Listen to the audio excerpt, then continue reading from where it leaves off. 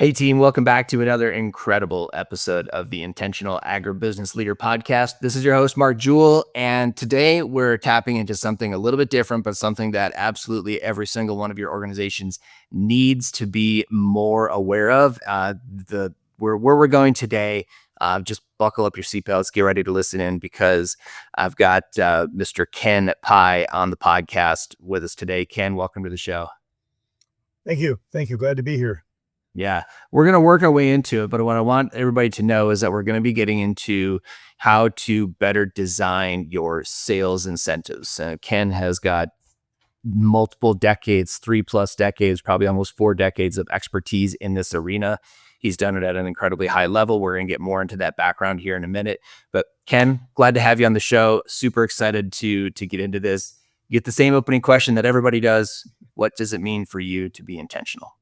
I find it interesting that that's one of your key words. And truly, honestly, before I ever heard of you, intentionality is my favorite word, which is live Wow. life with a purpose. Every day, every moment, do as best you can to live life with a purpose. So it actually is my favorite word. When my pastor uses the word in a sermon, I send him a text, say, thanks for using my favorite word. Love it. It's so good, so good. I'm excited. You know what the realization that I came to here a few years ago is that all the times in life that I ended up the most resentful were always because of the times I was the least intentional, and I don't want to be resentful. I want to be living a life on purpose, if you will. And so intention is the answer for all of those things. And it's and from a leadership perspective, obviously it's sometimes hard to pull off, right? Because life Yep, happens, right? yep, And it the does. enemy's constantly after us, let's be honest. And so we gotta have some good defenses like great sales incentives. We'll get to that in a minute. But tell us a little bit about your background. Well, my background is I'm a follower of Jesus. I'm a husband. I've been married 52 years to my wife, Barb. Wow. I'm a father, 4 kids. I have 14 grandkids. I spent a lot of time outdoors and mentoring inner city kids. On the face, it's a basketball coach, but in reality, it's a life coach trying to help them grow up, be young men, have a purpose themselves, and contribute to society. And a lot of them came from very difficult backgrounds. So to see them grow up and be mature and contributing to the world has been a real joy to my life. Oh wow. That's super cool. Um Talk a little bit about, I mean, over the course of being married 52 years, I think you were at Medtronic for what, 30 years? Yes, yes. I was Yeah. there for 30 years. I retired when I turned 55. There's Okay. more to life than money. And going back to, I like to spend time outside. I've Yeah. spent a lot of time solo backpacking in the mountains out west. Think about this. In order to go fast, and at my age when I was doing all of this, you had to go light. So no tent, no gas, no stove, no cell phone, no GPS. All you have in your food pack is like food. And so like a 110-mile segment, 100-mile segment, I could get by with 15 pounds on my pack, in my pack on my Wow. back. And so when you get tired, you just had a little pad, you lay down, didn't matter, you don't need any footprint. You hopefully bears didn't bother you. I only had bears around me one night. And other than that, you just get up, start walking, and enjoy the outdoors. I just love being out there hunting and fishing in Canada and the US. That's where I spent a lot of time. After retiring, my wife and I spent a lot of time going to see our grandkids. We had grandkids at one time in Yeah. Africa, China, North Carolina, and Portland. So we would constantly go on a round trip to see them at one time or another, about every 3 months. So you miss the grandkids that aren't here. And then we would go travel and see them. So we've done that. I've now been Wow. retired for about 20 years. And I had no plans on being a consultant. How it began 3 years into retirement, I grew a beard and I hadn't been in a building for a long time, for months and months and months. And I got a call one day. My wife and I still remember this, standing in our living room, and the CEO called.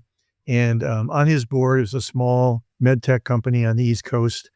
And he had on his board the CEO of Medtronic, Win Wallen, the CFO, Gary Ellis, and another individual, and he was having trouble with his sales Hmm. force. Turnover, morale, revenue growth was slowing down, just lots of issues. And so he went to his board to ask what consulting firms should they bring in to fix all of their Salesforce issues.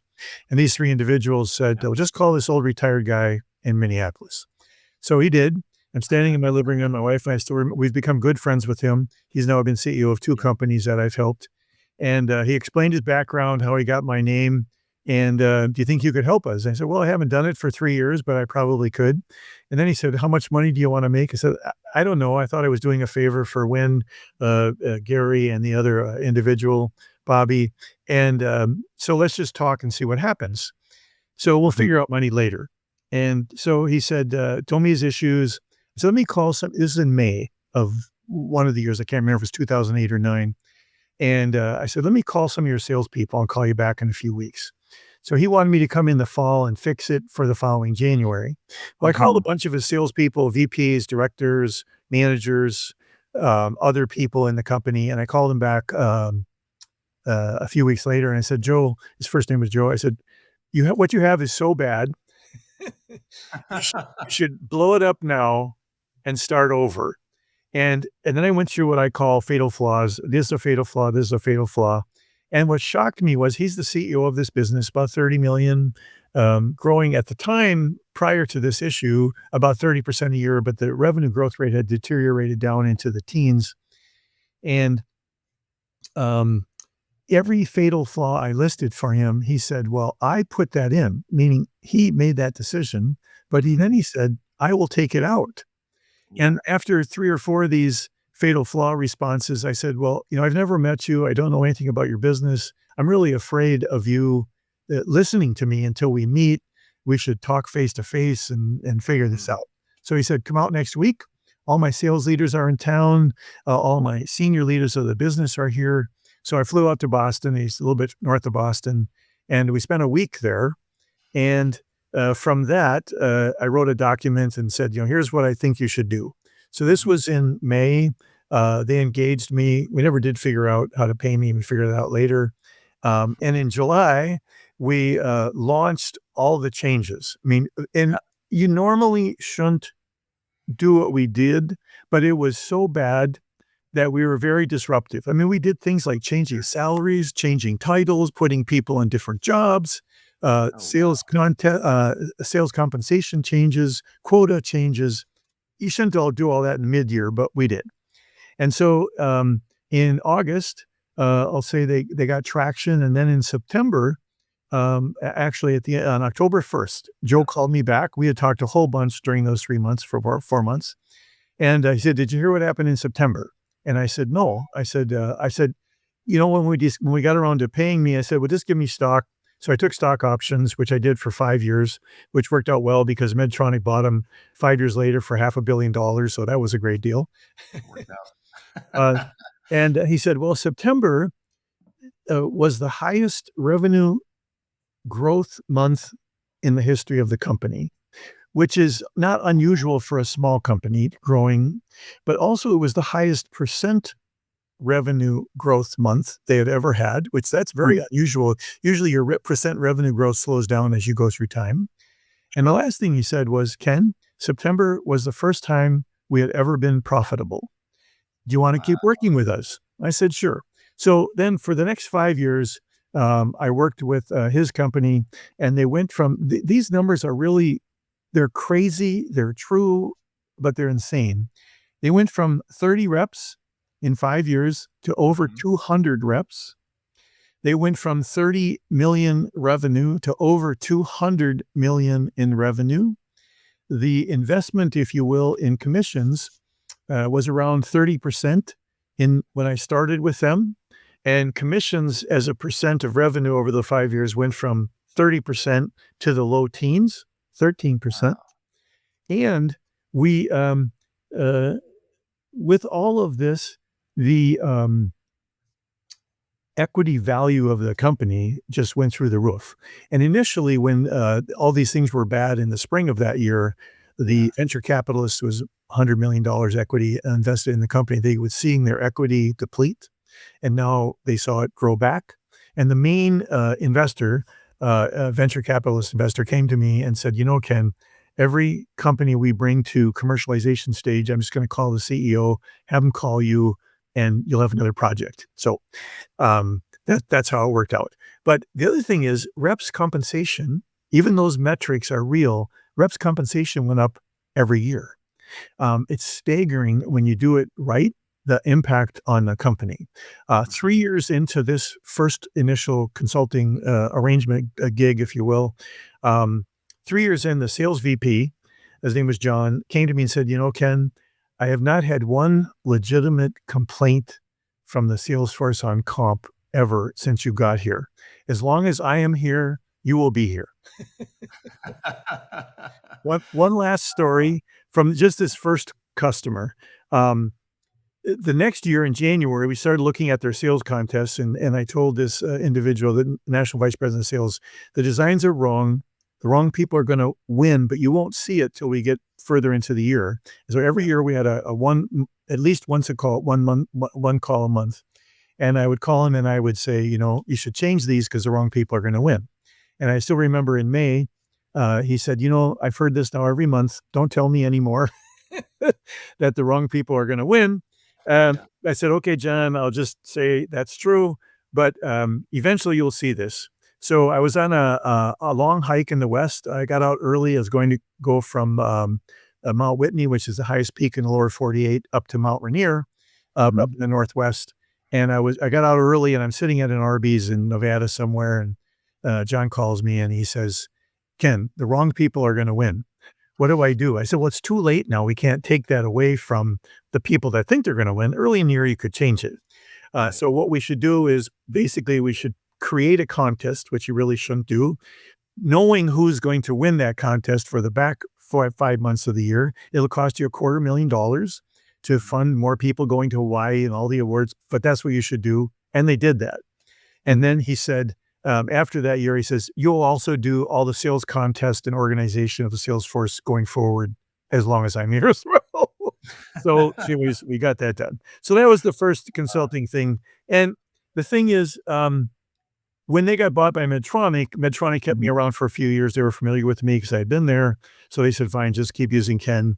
But then what I didn't realize, this is how the consulting career began. When Medtronic bought him, a lot of the senior leaders left and went other places. And Yeah. so then they started calling me from other places. So I went from one customer to 5, and, and 100% of my customers in the last 20 years, we've done about 70 companies now, have come from referrals. We've never done any outbound marketing. It's just word of mouth. If someone calls me, I have a job, if you will. And, recently, my daughter-in-law, Kayla Pieh, who is not on here, but she's been a VP of marketing, very close to sales, people for years in her career. She wanted to stay home and be a stay-at-home mom, and she said, "Would you teach me your business?" So I've been teaching Kayla, what I do. She's a partner in my business. She does a great job. She adds a lot of, um, value and thinking about how we should communicate things as well as in the designs. So Yeah. we started a LinkedIn campaign this fall. But if people are looking at this podcast, I never did any outbound marketing until this year, and she's done a great job. We have one customer from her LinkedIn campaign so far, so that's been fun. Fantastic. And so that's how I got started in this. I Um, love it. And and that's how we got connected too, because I know Kayla, from I've worked with the companies that she's worked with in the past, and we've had a couple of conversations. And then I recognized the last name because I saw, all of a sudden I started seeing Ken Pieh pop up on my LinkedIn feed, and Ken Pieh, and Kayla's liking the post, or resharing or reposting it or whatever. And I know her and her husband are, deeply engaged in agribusiness and in the ag space. And I believe, so it must be your son who is yes. he's a CEO, I believe, of a co-op in Wisconsin, if I'm Yes. not Yes. mistaken, Yep. right? Yep. So you guys have are well versed and well positioned in that arena. But what was what stuck out to me as I started reading the posts that you guys were putting on LinkedIn is, this guy is speaking the language of the one thing that I know my customers need, like, really need, because I've done a lot of sales training over the years. Um, and I hesitate to take a sales training engagement now. We'll do leadership training, we'll do culture building, we'll do all kinds of stuff, but like sales training becomes so defeating as a sales trainer over time, because they don't have proper sales incentives to back up whatever we're teaching, Mm. right? So generating buy-in, like it's 100 becomes 100% on us to impress the salespeople to get them to want them to do something better or different. But then they go back to work and very little sticks. Why? There's no incentive. It's been one of my key frustrations as a people developer over the years is we do all this great, well, we put our heart and soul into a project for a client, but then things don't stick. They don't change. They don't actually, and I don't say that nothing works. There's plenty of works. We have lots of testimonials of people whose lives have been changed from the work that we do. And you just always want to see things live on well beyond, the work that you do, particularly for the leaders who hire you. Like our job is to make them look good. Right, right, And right. so I started reading your content. And I'm like, I got to get this guy on the show so that we can at least bring awareness to one of the key things I know is missing in the lives of most of the people who are leading teams in agribusiness and well beyond agribusiness for that matter today. Before I go into the next level, Ken, you, the question I wrote down is, how did you know the wrong people were going to win the contest? Well, the design, this is true in sales comp as well. Yeah. Um, People are surprised by doing something, putting something in, and they think it will do one thing, but it actually does something else. Right. Another story, I was in Medtronic. We had a worldwide human resources meeting. There were three ladies from China who spoke broken English. And we had just started our new fiscal year, and they were explaining to me in their English, broken English, if you will, what they had done in their sales compensation plan. And the same thing happened with contests. When you do something and have unintended consequences. So they explained how they had changed their sales comp plan that year. And I said back to them, well, because you did this, this is what's going to happen. All right. And I listed some things like I did in the sales contest scenario. And then they started speaking to each other in Chinese. And then the little four-person thing ended, and it was a group thing of 100 people. They came back to me the next day, and this is what they said. We explained to you what we had put in our sales comp plan, but we didn't tell you the issues we were having. But you said to us, you told us the issues that you didn't know it, but that we were having it. How did you do that? And I Mhm. said, well, basically, because of what you did, this is what's going to happen. And they said, well, would you come to China? And explained to us. So that resulted in a trip to Hong Kong for a week, and all the Southeast Asia countries flew in their people. I spent a week with them, and it was about teaching them how to think about sales compensation. And then I spent a week in Japan, did the same thing for Japan, teaching all the people that were involved in sales compensation design principles. And they apply to not just med tech, they apply to ag. About one third of the 70 customers have been outside of med tech. One of them was a nuclear reactor company. Every nuclear reactor in the world gets serviced for 2 weeks. They shut them down, and then this hundreds of people go into the plant to make sure it's safe. And so when you think about how far can you get from med tech, well, nuclear reactors is about as far as you can go. Everything in the middle, industrial companies, magazines, all kinds of different companies that I've been involved with.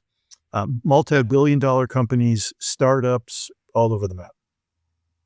Got it. Okay. So how did we know who was going to win this contest? This is what, like, I understand, like Oh, you okay. you have the ability to read into this, and I'm like, so far the answer is because I just knew, but I want to know, like, how did you know that these, like, who was going to win? Okay. Well, this is actually something that's come up numerous times, and it can happen in comp design, and it happen in contests, and it can happen Yeah. when you have, I'll call it a weight. Most of the weight of the contest is on percent growth. And Hmm. you have territories that range. In this case, for this company, we had reps with 400,000 of revenue, and we had reps with 2 million of revenue.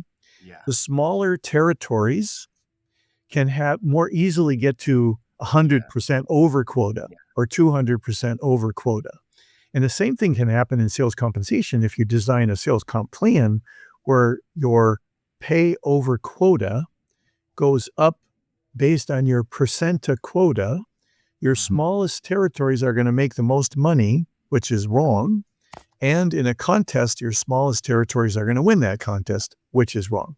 So You do need growth in there, you need base in there at times, but you need to weight them in a way that doesn't skew the contest to the smallest people, Yeah. and that's what happened here, and it was easy to identify that. So it's what you say is super relevant to me because not that long ago, I spent about an hour and a half talking a salesperson off the ledge with one of our key accounts. And he was the top salesperson in the company. And he was upset because like I don't the incentive was anybody who grew their business by, I don't know, $250,000, I think, or something like that. Anybody who grew their book by 250,000 got the Hawaii trip. I mean, literally Hawaii trip verbatim, right? And so but he was already in a territory where he was at a five, four and a half, $5 million in his territory, biggest, in terms of dollars. He had the most mature territory. And then, but if you were the new guy who only had a $500,000 book in your territory and you grew to 750,000, you got the trip. But if he didn't get that extra 250,000 in an already mature territory, he wasn't gonna get the trip. And it was actually demotivating Yep, yep, to him. yep. I've actually been at companies Yeah. where, okay, one, there's more emotion tied Yeah. up in sales contests than there is in sales compensation. Sales compensation you can always fix. Here's another 5 grand or 10 grand, or you can give someone some more money. You can fix it. But Yeah. when the wrong person walks across the stage, gets the standing ovation, gets the trophy, the emotion of the people in the audience, if they have had a poorly designed sales contest, is, well, that person won because they had an easy quota or the design was wrong. Then the people in the audience are upset. And I've actually been at companies where, true story, the next day, some of their non-winners, but good people, have left the company because they were Yeah. actually upset. There's more emotion tied into contests than money. You can fix money, but you can't fix contests. So, Yeah. Yeah. That's really interesting to know, and I think people probably will need to reach out and get a better understanding of why and how not to screw that up inside your organization. We're not gonna have time to get into the training aspect of all this today, but I did wanna bring awareness to it for the listeners and for people, that are listening to the intentional agribusiness. Like, to be intentional, right, means mhm. to have, as Ken puts it, a purpose, right? To have a reason to get up and go. And if your purpose for being a sales manager or VP of sales or VP of marketing or whoever, or the CEO, whoever's in charge of compensation structure within your company, chances are, if you're not super aware of this and really paying attention and being intentional with comp design, you're going to have some errors and you may have some lost people because of it, unintended consequences. And then this is where, like, we walk into some really messy territory sometime as consultants where you're like, hey, I broke it. Can you fix it? Like, nobody's buying into the message anymore. Can you help me get them on our team? Get them moving in the right direction. And the reality is, like, you probably created unnecessary friction along the way. A lot of times companies shoot themselves in the foot. Hmm. Um, Yeah. In fact, I wrote a book 20 years ago after I found these new companies, these smaller new companies that started calling me. I wrote a book, and the purpose of the book wasn't to sell the book. I get a check from Amazon every year for like $50, right? But they still, and I've read it, reread it now 20 years later. It's not written very well, but the principles in there are good. And the thing is, when I found so many companies that were small that were harming themselves, because sales compensation is one of the most expensive elements in a company's P&L, especially when they're young, that they have. And they burn up so much money wasting it on sales comp. They burn up money on morale and turnover. So I wrote the book with the purpose of trying to help little companies not make fatal flaws. That was the whole purpose. Mm. I put my name Yeah. and phone number and email in there, and I said, "Call me anytime. I'll try to help you, whether we have a project or not." Yeah. And I was trying to help little companies as well as trying to do. Yeah, I love it. It's so important. There's an interesting through line that I have to get out here because you mentioned it very early on in our conversation. So you have to go back about 20 minutes to hear Ken talk about this. But taking only 15 pounds for 100 miles plus of hiking, no tent, Oh, yes. no gas, No no sweat. cooking. We're not cooking anything. No. right? You're just eating Yep. whatever you can carry or whatever you can scrounge. Right. Right. So, and I'm comparing and contrasting this, right? So you're the expert consultant and I'm the small business. Okay. So 2 years ago, my son, who was 8 at the time, he and I started hiking the Appalachian Trail. We're section hiking it from start to finish, Oh, starting in awesome. Georgia. Okay. Awesome. This is very, very intentionally designed rite of passage. I've talked about it on the show a bunch of times. Now, on the first year that we went out at I'm going out thinking I have to have all this stuff, right, to make sure that I've got enough food and clothing and everything to weather the elements. Especially if it was just me, that's one thing. But now I've got my son with me. I got to make sure I've got plenty of stuff. I promise you, my pack was over 40 pounds. And Oh, at the end of geez. day one, I was just 8 miles in. At the end of day one, I was destroyed. And that like, the very next morning, he actually wasn't feeling well, and I just started a fire, and I started burning anything that would burn so that I didn't have to carry so much weight, and then you strap on enough water for 2 people for half a day because it was August, and it's in the mountains, you never know if there's gonna be a spring that's full of water or not. Anyway, so but the analogy that's been running through my head as it pertains to the topic, which is really about, compensation programs, and I think you mentioned this at one point in a different conversation, not on the show, to me, that it's got to be on one page. Like we should be able to have Right. our Right. compensation. It should be simple. Should be simple. So you're going out into the woods. You're going 100 miles. You're only taking 15. You're not even taking a tent. Nope. Right? Because Nope. that's the minimal amount of stuff required to get from where I'm starting to where I wanna get to is all I need, okay? That's the expert opinion, right? And then you got me who's starting over here with 45 pounds on my back because I'm afraid if I don't have I might need something, right, Yes. Right. along the Right. way, and it's too much. It's probably 10 pages worth of crap, and I only needed 1. So Yep. that's the interesting thing. So now as you're working with, small businesses or working with and a small business can be, 50 to 250 or even 300 employees in some Yep. cases, right? I mean, Mhm. that can be a lot there. What are the fatal flaws? Like define if you I know you mentioned it. What can you define a fatal flaw? And then what are some of those fatal flaws that these guys might have? Well, uh, some of the fatal flaws are not paying reps enough money over quota. Another fatal flaw is having too much risk in the design. Conceptually, someone gets 100% of quota, they make $10,000 in commissions. If they get to 99% of quota, they don't make anything. Okay, now no one ever has that design, but conceptually, if a rep's pay falls off a cliff, uh, and it's going to happen once in a while, that's a fatal flaw. You can pay too little, too much over quota. You can have quotas that are unachievable. The story I like to share about quotas is if you think about a pole vaulter, you're at the end of the track meet, and the pole vaulter, the best they've ever done in their life is 10 feet. And the coach comes to them and says, we need you to jump pole vault 15 feet. And if you do, we can win this competition. Well, what's the motivation to the pole vaulter? They can't do 15 feet. The best they've ever done in their life is 10. Now, if the coach came to them and said, if you get 10 foot 1 inch, we can win this track meet. The pole vaulter has the attitude they think they can make it. Now, whether they do or not, we don't know. But Mhm. quotas have to be achievable. Many quotas are unachievable. And companies will set quotas too high so they don't spend too much money. And that's the wrong approach. You can change the design, you can change the payout rates, you can do lots of different things to manage your money other than giving a rep an unachievable quota. So Mhm. it's something you have to do. Um, Yeah. take the first company, the one I mentioned early on, quotas were bad, and we blew that up. We changed that. The reps' morale went through the roof, turnover went through the floor, people stayed for 5 years, they were happy.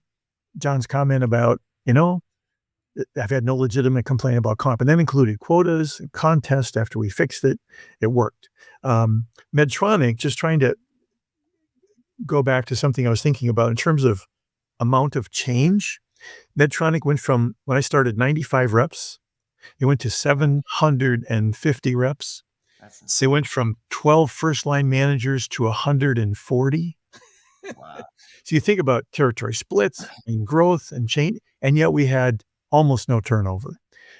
You mentioned you had to get someone off the shelf or get someone from leaving a company.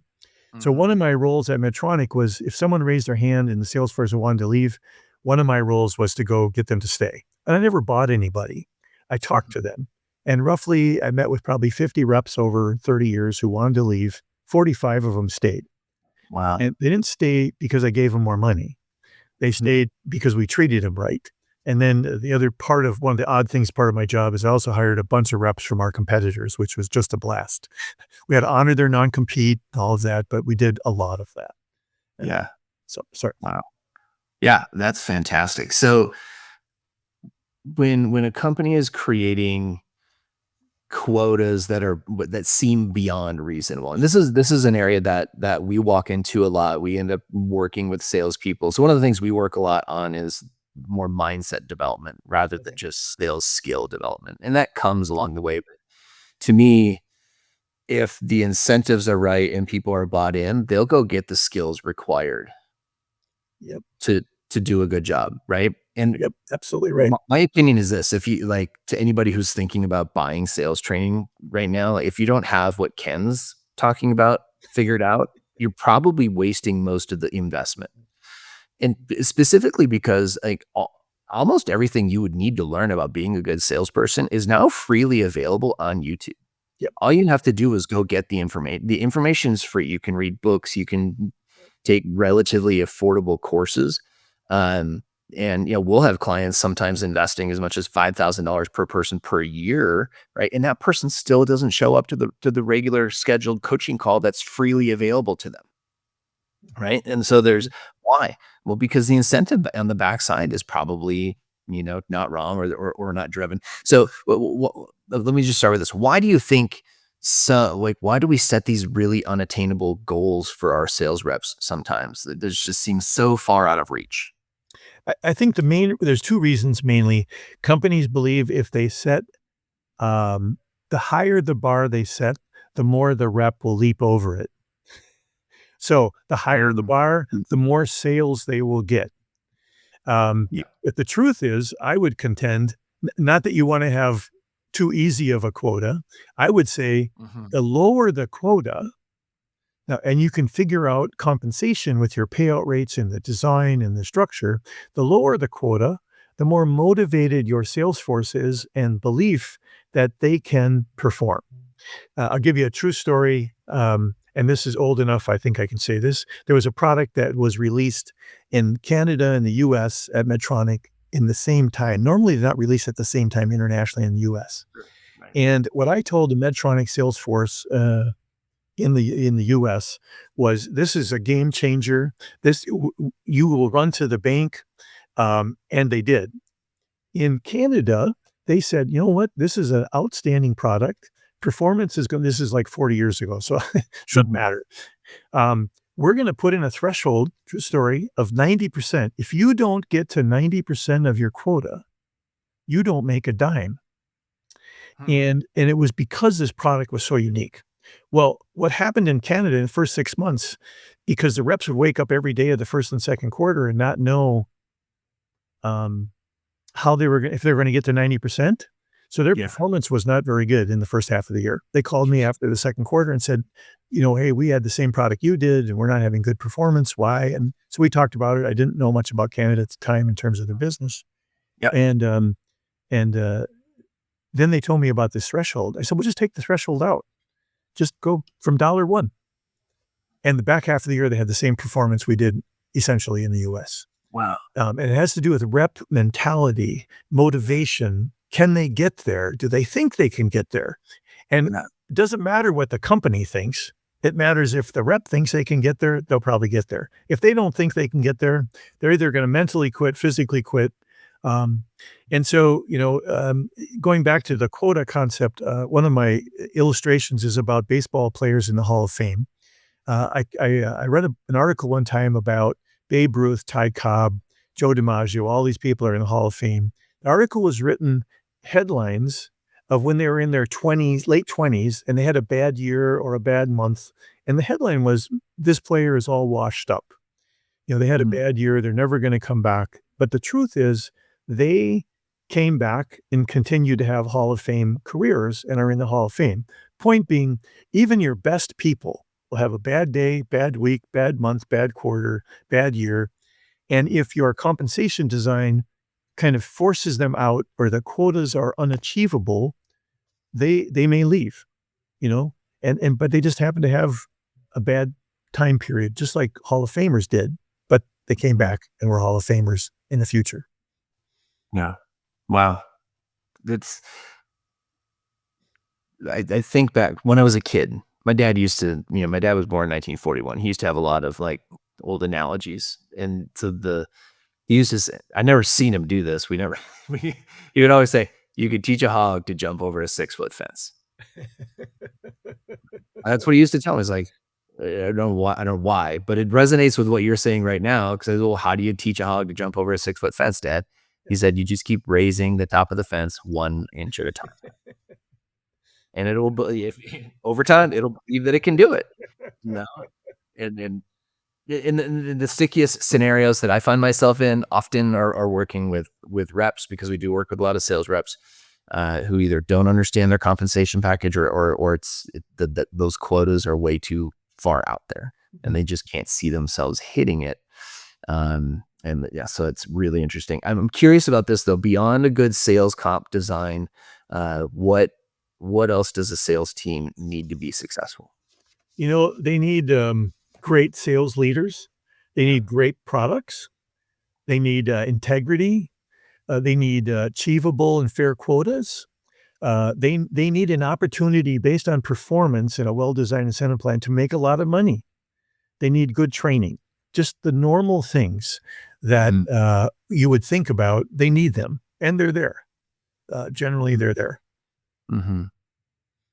When you're thinking about doing training, have you seen any examples, or do you have any examples of where we've done a good job tying incentive and training together? Um, Or is it even important? Is it just like, here's the basic sales skills you need, make sure you have these skill sets, let's train to that, right? And then here's the quota. Like, is it important that they're tied together or no?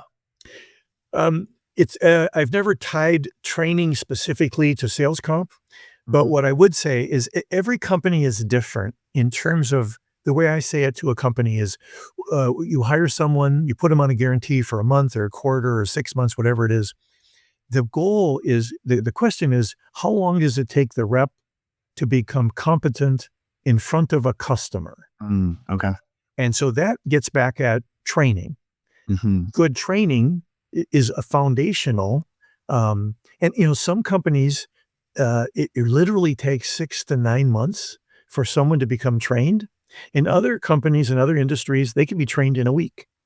Right. But in either case, whether it's a week or 6 months, it has to be good training. There has to be measures of, are the people learning the training?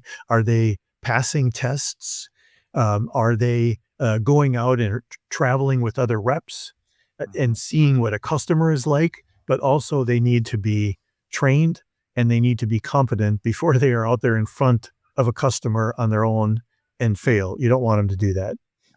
Does it pay to have a different sales comp plan for a green rep versus an experienced rep? I would have the same design for a green rep and an experienced rep. The question is, how are you going to hold up pay while they're learning? And you can do that with guarantees. You can Mhm. do that with, I'll say, other unique compensation elements, but you don't want to change the core design. You want it to be, again, get back to simplicity, keep it simple, stupid. You want them, one of the things, when people put new hires on guarantees, many times they don't like to pay for what a rep sells during the guarantee time period. And the longer the guarantee time period, the less they want to pay for them. I encourage them to pay the rep if they sell anything during their guarantee pay period, pay them at the highest rate that they will experience when they get off the guarantee, because there's no reason then for the rep to hold back. So Mm, it costs the company a little extra money, mhm, but the rep is seeing that they get success. They're actually mhm. getting more money over their guarantee. and then let them run to the bank in the beginning. You've invested all this money to find this person, train this person for a few pennies on the dollar of incremental money to let them make a little more money during their guarantee period. That's okay. You want them to stay. There's a huge investment in them, and don't encourage them by how you're paying them. If you're in a business where you can hold sales, you don't want them to do that. Yeah. Yeah, I'm just thinking through a couple of instances where, I've seen clients where they have in the first, say for the first 24 months that somebody's with us, and they get to build their own book of business. They get to pick their own unique, sort of niche, especially in, like the commodity side of things, where they can develop their own unique take on what they're going to do with, I don't know, maybe sorghum is a specific crop they want to go deeper on and develop a market around that, or organic soybeans, and they develop a market around that, and they find the buyers and the sellers, and they put those together and they make a margin in the middle. But it takes a while to get that book of business built up and get your network created and find who are the people that are selling that stuff, where are the farmers selling that stuff, and where is the market for all of that. And then in the middle, a lot of things can happen because the economy does what it does, right? And the weather does what it does. A lot of unpredictable things in ag, which makes it challenging. But they're still that early, that they're new to the company. They've got 2 years and they're working on a draw. Yep. Yep. Right. Now, if at any point I think they start to outpace that draw, they can start to make more than that. But that's the goal, right? Is that they start to outpace the basic draw that they're getting Yep. on a month to month basis. But so what you're saying is, like, if they make more than that, pay it out. Don't make them stick to just like whatever that base is. Pay it out. And even if yeah, I think the tricky thing for some is, like, they have a good couple of months, right? But then they have 3 bad months, Yep. Yep. Yep. right? And so now maybe the employer feels a little bit of resentment because we paid it out early, Yep. Yep. right? Now we're not getting the same output. And you're telling me also, like, sometimes people have bad months, like, just wait it out Mhm. and be And patient. every new hire, every industry and every company is different. You still need sales leadership to assess. And one of my fundamental beliefs is sales comp shouldn't be the element that drives people out of a company. The Yeah. the exiting and entering of salespeople should be driven by the sales leader, their boss. Mhm. And so some people will use sales comp design to say, well, if you don't perform, you'll leave because you're not making any money. Well, you're abdicating the job of a sales leader when you do that. I believe the sales leader should be assessing performance, tracking their training, tracking their performance, and make an assessment. And early on, it's really hard to know if this person's going to succeed or not. But as long as you can, you want to give them every tool, motivational tool, training tool that you can so that they can be successful. Because it takes a while to figure out if they're going to make it. Yeah. Yeah. Well said. Okay, so if you've listened to this point of this episode, you guys, and you're not, like, waiting for us to get the phone number and or website address or email address that Ken is going to share with us at the end, then go back and re-listen to all 43 minutes of this so far, because it's been piece of gold after piece of gold. So many good stories dropped and really good examples. Ken has just an incredible background, you guys, and I'm super impressed. I'm really excited to continue learning more. I think I've got another call with you and Kayla for later on in the week to talk about how can we get this in front of more people. But what's one piece of advice you would want to leave us with today, Ken? And then let us know how we can reach out and get in touch with you and Kayla. Okay. Uh, I'm going to read something I wrote. Yeah. Apologize for this, but you can't imagine the amazingly positive transformative changes that occur in a company if the company moves from a poor sales comp design, unfair sales contests, unfair, inappropriate quota setting methodologies to ones that work. I've seen this numerous times and it's crazy fun to see. I'll give you one current example, which I won't name. These are true numbers. It's a med tech company growing by 20%. The last 3 years, they have had every year 50% rep turnover. Hmm. Unbelievable. 50%, 50. Yeah. Their first quarter of their new fiscal year after I was engaged with them for about 5 months before this, Turnover went from 50% every year down to 14%. Their first time in 3 years, they hit their quota, and they had not the highest percent growth, but they had the highest actual revenue growth they have had in 3 years and a quarter. And we didn't change cost, we changed the quota setting methodology. And the transformative morale in this company and performance and excitement is just off the charts. And that's what can now, a lot of times I'll have to admit, I don't walk into something that's really bad. When it's not really bad, it's hard to know if you had an impact. You can find things to change.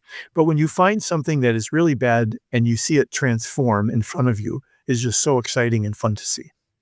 And my name is Ken Pieh, and my cell phone is 612-963-3071, 612-963-3071. And my email address is kenpieh, S as in Sam, C as in Candy, M as in Mary, E as in Easy, @gmail.com. And it stands for Sales Comp Made Easy. Sales comp made easy. That's Don't we all want that? Ken, thank you for being on the show. Thank you. Thank you. Have a great day.